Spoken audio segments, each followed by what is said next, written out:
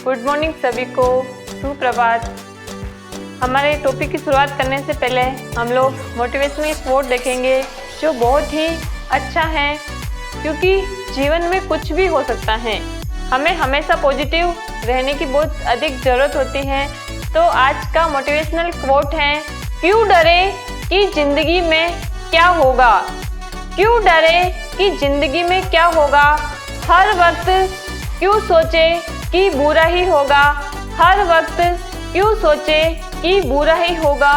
हमें हमारी मंजिल की तरफ बढ़ते रहना चाहिए। अगर कुछ नहीं मिला तो क्या, तजुर्बा तो नया होगा। अगर कुछ नहीं मिला तो क्या हुआ, तजुर्बा तो नया होगा। फ्रेंड्स, हो सकता है कि हम लोग हमेशा हमारे दिमाग में नेगेटिविटी बहुत जल्दी आती है।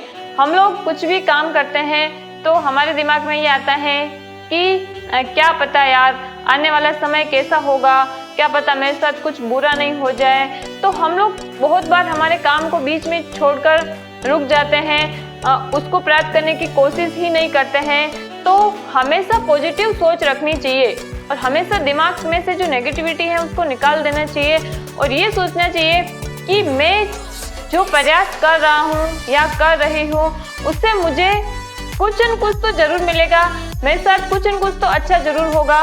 तो इसी पॉजिटिव सोच के साथ आपको आगे बढ़ते रहना चाहिए। फ्रेंड्स, इसी मोटिवेशनल कोट के साथ हम हमारे टॉपिक की शुरुआत करेंगे। तो हमारा टॉपिक चल रहा था बेसिक्स ऑफ केमिस्ट्री और उसमें हम लोग पढ़ रहे थे रासायनिक अभिक्रिया एवं रासायनिक समीकरण। तो रासायनिक अभिक्रिया एवं समीकरण को किस प्रकार से लिखा जाता है, उसके क्या नियम होते हैं, इसके अलावा किसी भी रासायनिक समीकरण को देखकर हमें किन किन चीज़ों की जानकारी प्राप्त होती है और किन किन चीज़ों की जानकारी प्राप्त नहीं होती है, इसके बारे में हम लोग डिटेल से पढ़ चुके थे।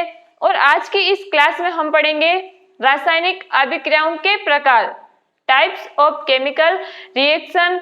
और यहाँ से क्वेश्चन पूछा जाता है, आपको कोई भी एक रिएक्शन दे दी जाती है और फिर पूछा जाता है कि ये किस प्रकार की अभिक्रिया का उदाहरण है। तो जब हम रासायनिक अभिक्रियाओं के सारे प्रकार पढ़ चुके होंगे तब आप उस क्वेश्चन को आराम से सोल्व कर सकेंगे कि ये किस प्रकार की अभिक्रिया का उदाहरण हो सकता है। तो हम हमारे टॉपिक की शुरुआत करते हैं। तो आज की हमारी हेडिंग हो जाएगी रासायनिक अभिक्रियाओं के प्रकार। रासायनिक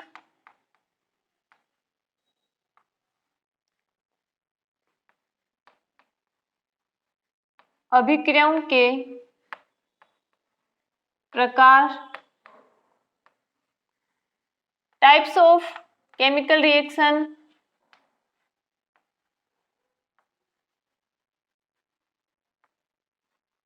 टाइप्स ऑफ केमिकल रिएक्शन।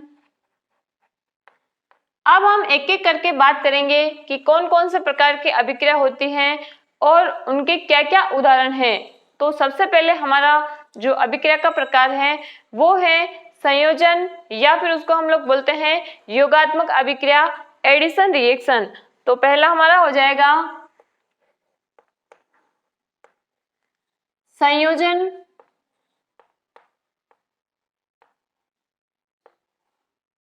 या इसको योगात्मक भी बोल सकते हैं।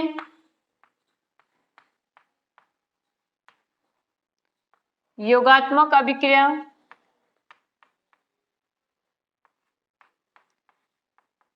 Addition reaction. रिएक्शन को ऐसे शॉर्ट फॉर्म में दर्शाएंगे हम लोग। अब जैसा हम लोग बहुत सारी अभिक्रिया ऐसी होगी जो नाम से ही आपको पता चल जाएगी, लेकिन परिभाषा नहीं पूछी जाएगी। आपको जब केमिकल इक्वेशन लिखी हुई होगी तो वहां से पहचान में आना चाहिए कि ये अभिक्रिया किस प्रकार की अभिक्रिया का उदाहरण हो सकता है। तो अब जैसा इसमें हम बात करें कि नाम की, तो योगात्मक या संयोजन तो सिंपल सा है। जब दो या दो से अधिक पदार्थ मिलकर कोई एक नया पदार्थ बनाते हैं तो यानी वो आपस में संयोजन कर रहे हैं, वो आपस में योग कर रहे हैं, तो ये अभिक्रिया कौन सी हो जाएगी, संयोजन अभिक्रिया हो जाएगी। और हम लोग यहाँ पर उदाहरण लिखेंगे तो आपको और अच्छे से समझ में आ जाएगा। तो जब दो या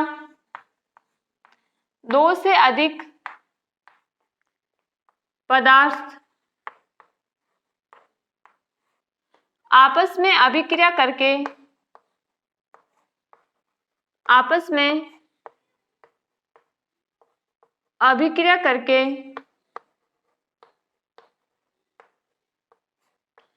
उत्पाद का निर्माण करते हैं। अभिक्रिया करके या फिर हम लोग संयोजन करके भी लिख सकते हैं।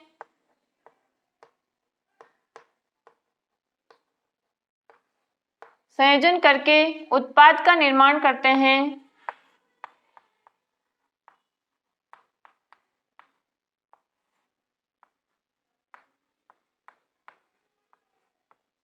तो ये अभिक्रिया कौन सी कहलाती है?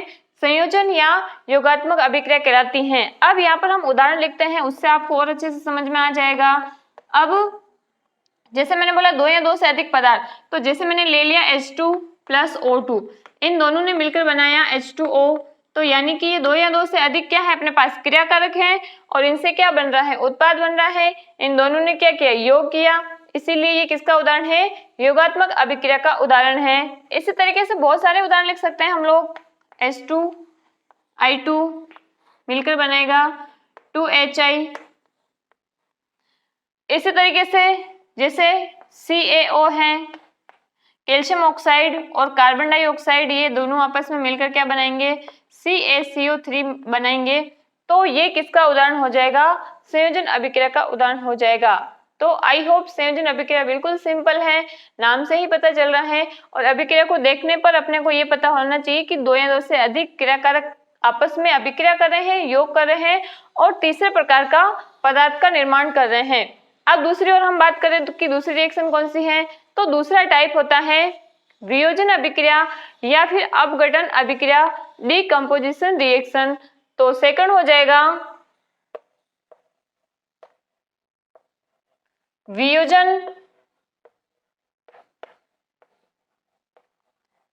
या इसी को बोल सकते हैं अपघटन।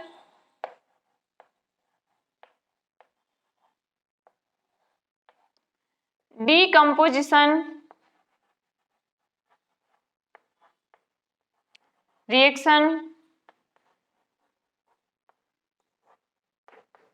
अब देखो बिल्कुल अपोजिट है। योगात्मक में क्या हो रहे थे, क्रियाकारक जो है ये आपस में योग कर रहे थे, लेकिन वियोजन मतलब क्या होता है, वियोजित होना, टूटना। अपघटन का मतलब भी क्या होता है, टूटना होता है। तो यहाँ पर हम योग करवा रहे थे, लेकिन जब यहाँ पर कोई भी क्रियाकारक जो है वो अपघटित होकर या फिर टूट कर नए प्रकार के उत्पादों का निर्माण करता है, तो उसको हम लोग क्या बोलते हैं, वियोजन अभिक्रिया बोलते हैं या उसको अपघटन अभिक्रिया बोलते हैं। तो इसमें हम लिख सकते हैं इसकी परिभाषा, जब कोई पदार्थ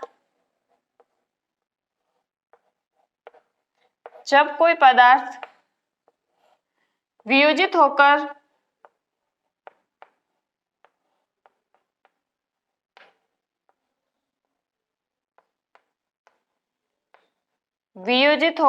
यानी कि टूटकर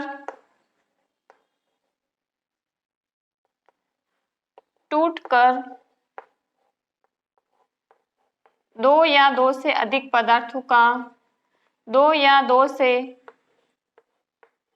अधिक उत्पादों का, प्रोडक्ट्स का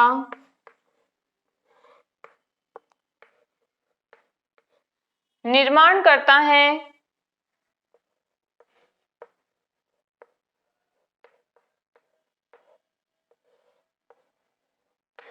तो ये कौन सी अभिक्रिया कहलाती है, वियोजन अभिक्रिया कहलाती हैं।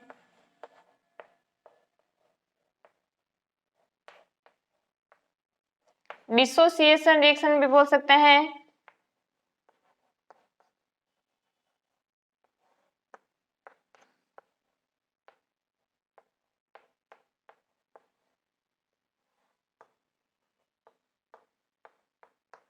अब देखो यहाँ पर तो क्या कर रहे थे, पदार्थ आपस में योग कर रहे थे, लेकिन यहाँ पर पदार्थ टूट रहा है। अब तोड़ने के लिए क्या किसकी जरूरत पड़ेगी, एनर्जी की जरूरत पड़ेगी, ऊर्जा की जरूरत पड़ेगी। हमें किसी भी चीज को तोड़ना है तो हमें उसको क्या करनी पड़ेगी, एनर्जी देनी पड़ेगी। अब वो जो एनर्जी है वो अलग अलग रूप में हो सकती है। वो एनर्जी टेम्परेचर की फॉर्म में भी हो सकती है या फिर वो इलेक्ट्रिसिटी की फॉर्म में भी हो सकती है या फिर वो लाइट के रूप में भी एनर्जी का रूप हो सकता है। तो इन अलग अलग ऊर्जाओं के आधार पर अपघटन अभिक्रियाओं को पुनः 3 प्रकारों में हम वर्गीकृत करते हैं। पहली हो जाएगी ताप अपघटन अभिक्रिया, दूसरी हो जाएगी विद्युत अपघटन अभिक्रिया और या फिर विद्युत अपघटन बोल सकते हैं, और तीसरी हो जाएगी प्रकाशीय अपघटन। तो हम लोग एक टेबल बनाएंगे और तीनों को परिभाषित करेंगे और उनके उदाहरण लिखेंगे।